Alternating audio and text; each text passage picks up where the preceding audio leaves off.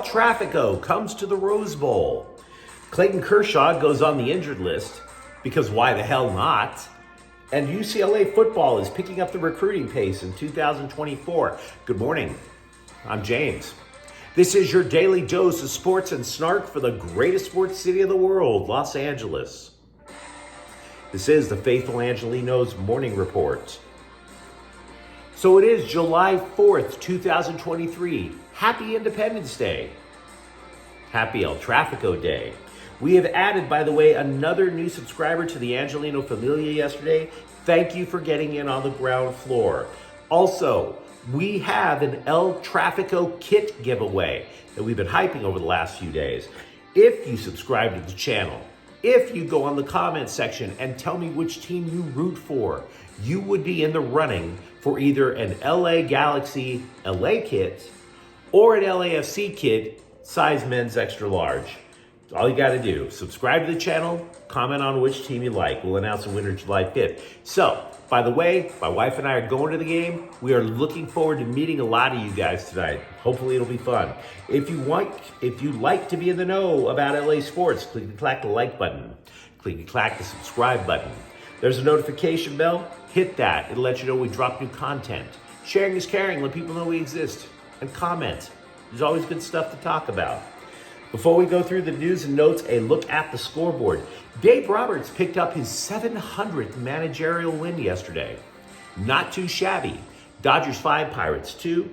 Max Muncy homers. Dodgers 2.5 games out of first. Meanwhile today, Pittsburgh is at the Dodgers again at 6. Emmett Sheehan is 2-0 with a 2.65 ERA. Luis Ortiz 2-3 with a 4.11 ERA. And LAFC versus LA Galaxy at the Rose Bowl. A sold-out Rose Bowl for El Trafico. 80,000 plus. Sign me up. Now, as with all El Trafico matches, I am loath to make predictions.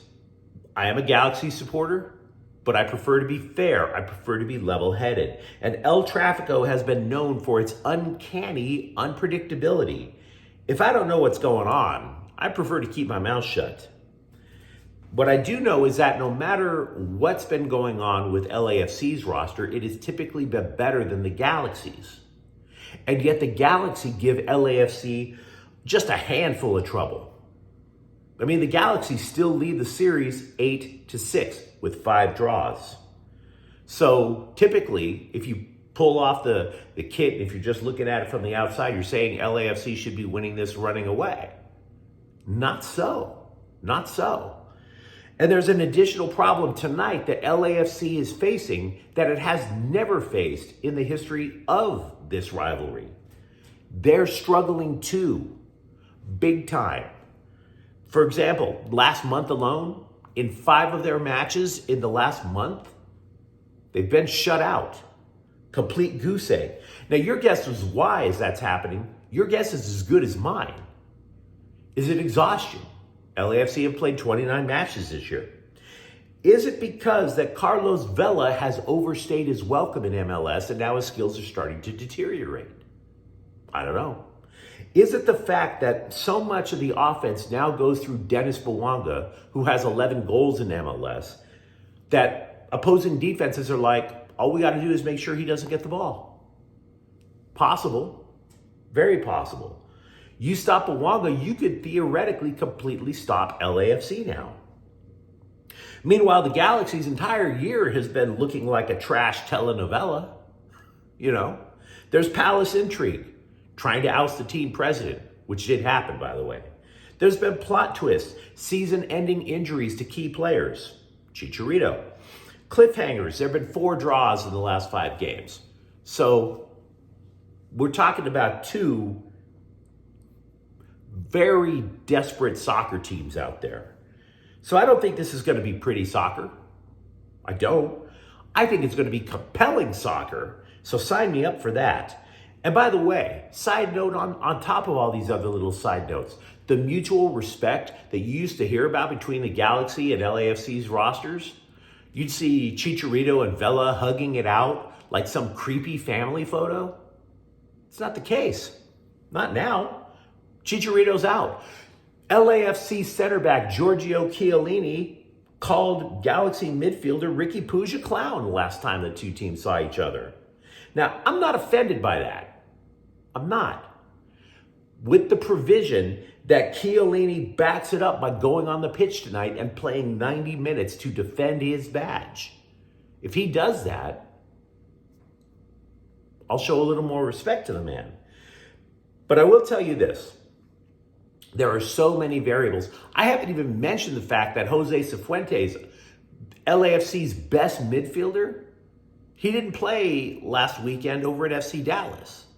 He's probably playing tonight, but we don't know for sure yet. So if you told me to take a team and make a prediction, force my hand, I'd take the Galaxy. Now here's why.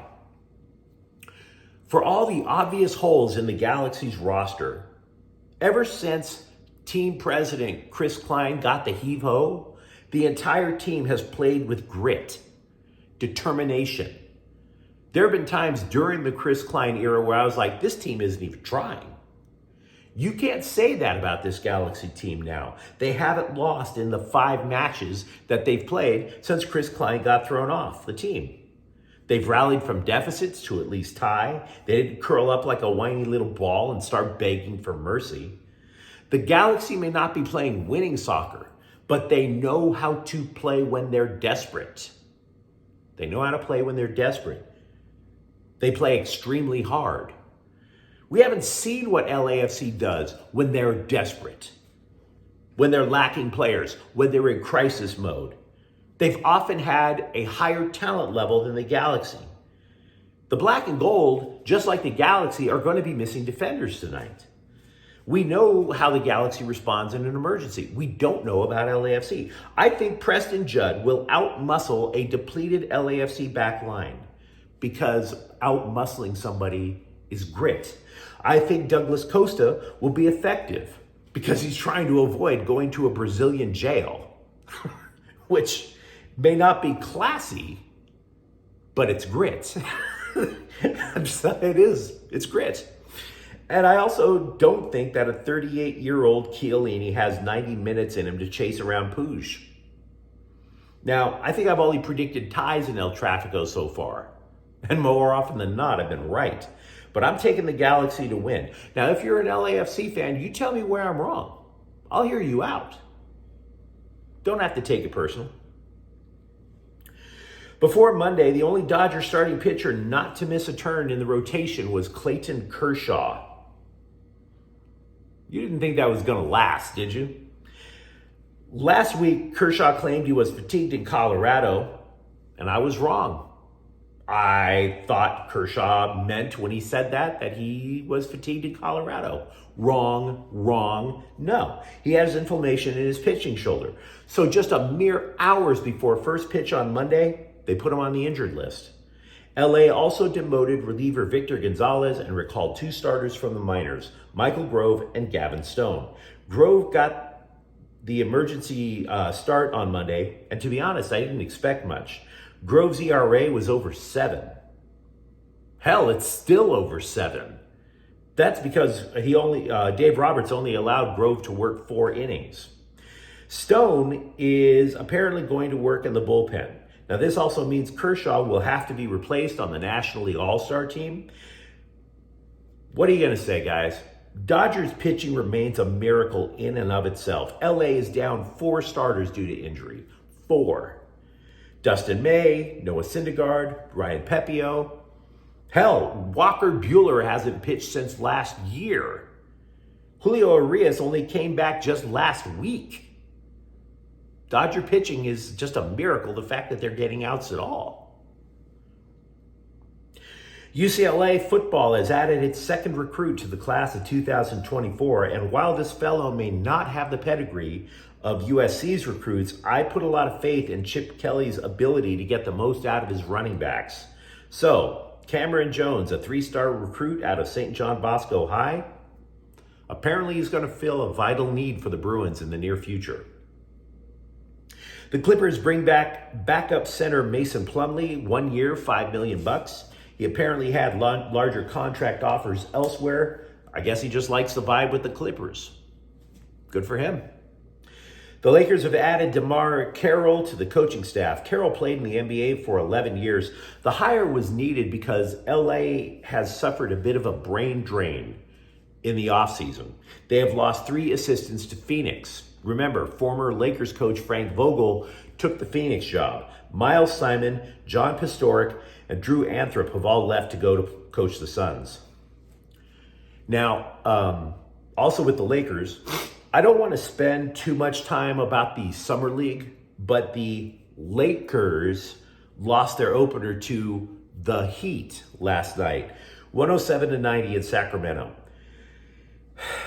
If you want to know the progress for the next generation of Lakers, we'll keep it simple.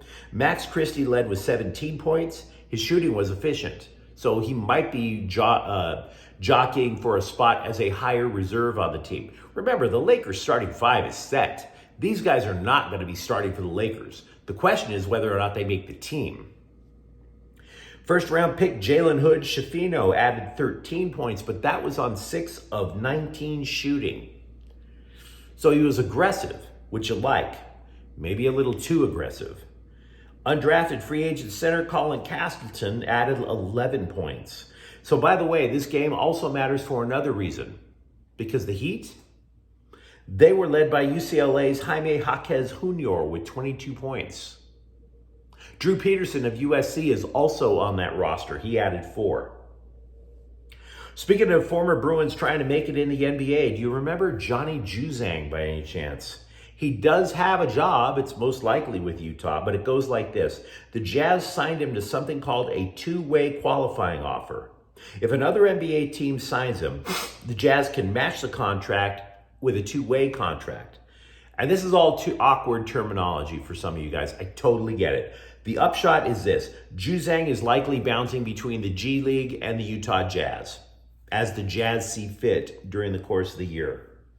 Which doesn't sound exciting, but hell, he's chasing his dreams, so respect that.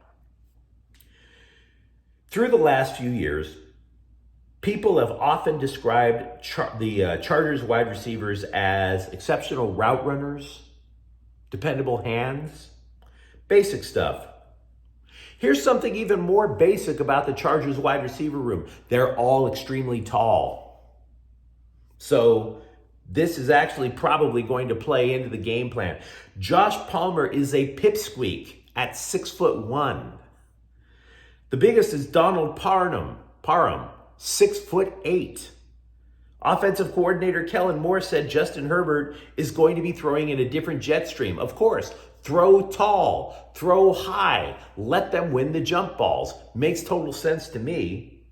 And for the record, Herbert is 6'6", so it's not like he's throwing it like this. He'll be throwing across and still trying to overthrow the defensive backs who are probably, 5-6 inches shorter? A lot of jump balls going to be seen with the Chargers offense, I would presume, this year. But you let me know what you think in the comments thread. Who do you have in El Trafico tonight? Who do you think is going to be the Dodgers' savior with yet another pitcher, Clayton Kershaw, on the injured list? And if you enjoyed talking LA sports with me this morning, don't forget to subscribe to Faithful Angelenos. We're talking LA sports every single day here. Thank you for watching. I'm James. We'll be back later tonight with a rapid recap of El Trafico. Faithful Angelenos is a Can Corte El Queso production. Take care.